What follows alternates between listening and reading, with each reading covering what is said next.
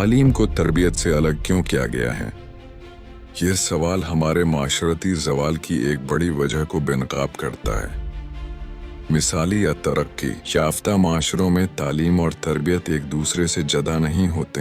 وہاں تعلیمی ادارے نہ صرف علم دیتے ہیں بلکہ بچوں کی کردار سازی، کیریکٹر بلڈنگ، اخلاقی شعور، سماجی ذمہ داری اور صفائی جیسے اقدار بھی سکھاتے ہیں۔ وقت کی پابندی، دیانت۔ تو ہمارے ہاں یہ فرق کیوں پیدا ہوا؟ یہ خلا چند بنیادی وجوہات کی بنیاد پر پیدا ہوا۔ استعماری نظام تعلیم کا تسلسل۔ برصغیر میں جب انگریزوں نے تعلیمی نظام وضع کیا تو اس کا مقصد ایک ایسا طبقہ پیدا کرنا تھا جو صرف نوکری کے قابل ہو، ایسا طبقہ جو حکم ماننے والا ہو، سوال نہ کرے اور صرف دفتری کاموں کا ماہر ہو۔ اس نظام میں نہ تربیت کی جگہ تھی اور نہ شخصیت سازی کی۔ افسوس کہ ہم نے آزادی کے بعد بھی اسی نظام کو بغیر نظر ثانی کے جاری رکھا۔ والدین کا کردار اور تربیت کا تسلسل ٹوٹ جانا۔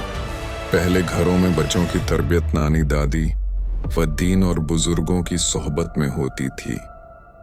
وقت کے ساتھ جب معاشی دباؤ بڑھا، والد مصروف ہو گئے، خاندانی نظام بکھر گیا اور سوشل میڈیا نے بچوں کا وقت نگل لیا، تو تربیت کا ماحول ناپید ہوتا گیا۔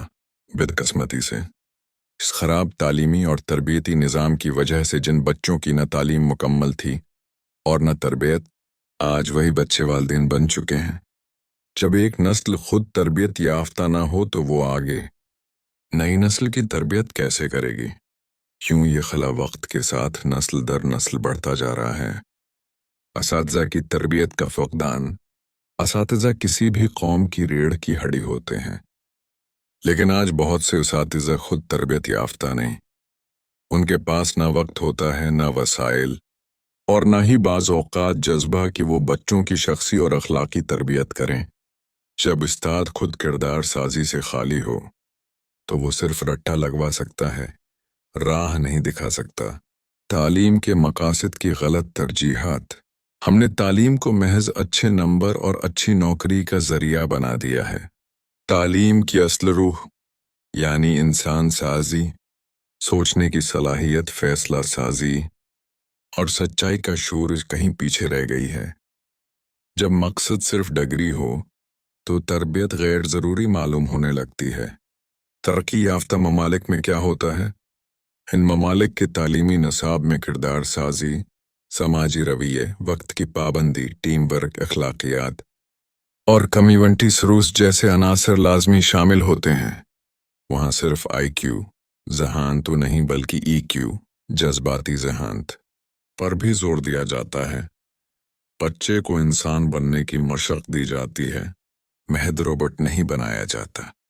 حل اور امید۔ اگر ہم واقعی اس مسئلے کو حل کرنا چاہتے ہیں تو محض ظاہری اصلاحات کافی نہیں، ہمیں نظام تعلیم کو اس سرن و ترتیب دینا ہوگا۔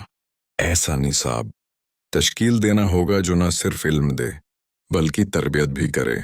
ہمیں تعلیم کے شعبے میں باصلاحیت، تربیت یافتہ اور باکردار افراد کو لانا ہوگا۔ استاد کو عزت اور تربیت دونوں دینی ہوگی۔